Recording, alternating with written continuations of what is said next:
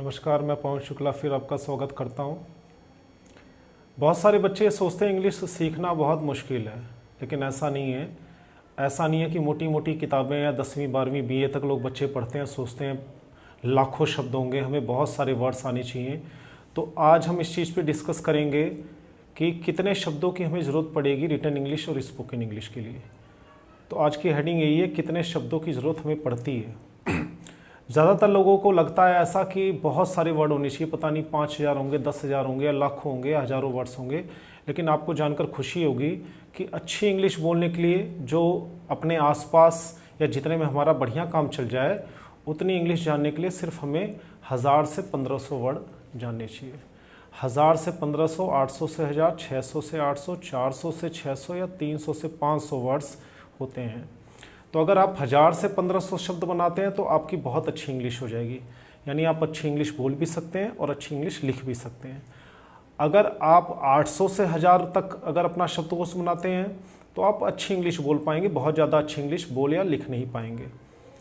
अगर आप 600 से 800 के बीच में अपना काम करते हैं तो आपका काम चल जाएगा। चल इसलिए जाएगा क्योंकि 600 से 800 बहुत ज़्यादा वर्ड्स नहीं है, इसमें से बहुत सारे ऐसे वर्ड्स होते हैं जिनका मतलब आपको आता ही है।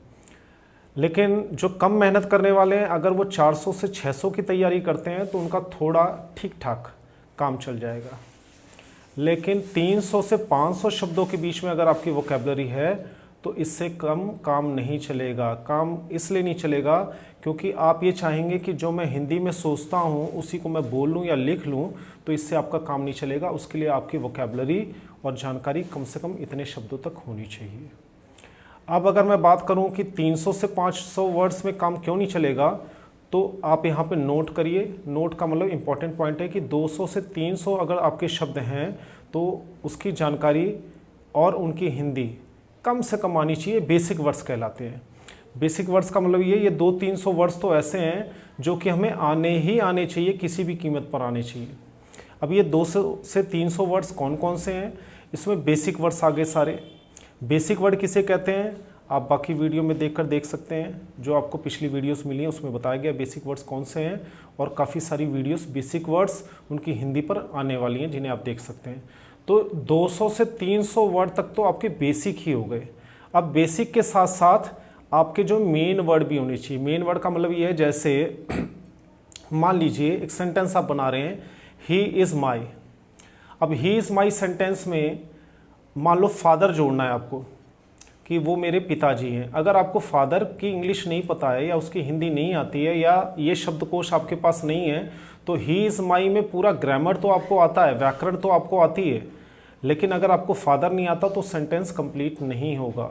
तो इसके साथ बेसिक वर्ड्स एक ढांचा बनाते हैं, उनका यूज़ आपको जानकारी देता है ग्रामर की, बट उसके साथ मेन वोकैबुलरी भी बहुत ज़रूरी है। तो आने वाले वीडियोस में आप लोगों को ये 200 से 300 वर्ड्स कौन से हैं और ये जो 1000 से 1500 वर्ड्स हमें चाहिए बहुत अच्छी इंग्लिश के लिए, ये बारी बारी से अपना लेवल बढ़ाइए। शुरू में अगर आपकी इंग्लिश बहुत वीक है तो 200 से 300 को जानिए हमारी वीडियोस देख के, फिर 3 से 5, 4 से 6, 6 से 8, 8 से 1000, 1000 से 1500 तक का क्रम धीरे धीरे बढ़ाते रहिए। इसके लिए मैं आपको एक सलाह दूंगा कि आप एक कॉपी बना लें, उस कॉपी में बेसिक वर्ड्स और जो मेन वर्ड है यानी वोकैबुलरी है, शब्दकोश है, उसको आप अलग लिखें। क्योंकि पूरी इंग्लिश में बहुत सारे नियम, बहुत सारी चीज़ें, बहुत सारी ट्रिक्स और फार्मूलाज मैं आप लोगों को देने वाला हूँ, तो उसको आप एक अलग कॉपी में लिखें। लेकिन जो वोकैबुलरी है उसको आप एक अलग कॉपी में लिखें, क्योंकि उन्हें याद करने की और समझने की ज़रूरत पड़ती है। तो मिलते हैं आप अगली वीडियो में। बहुत बहुत धन्यवाद।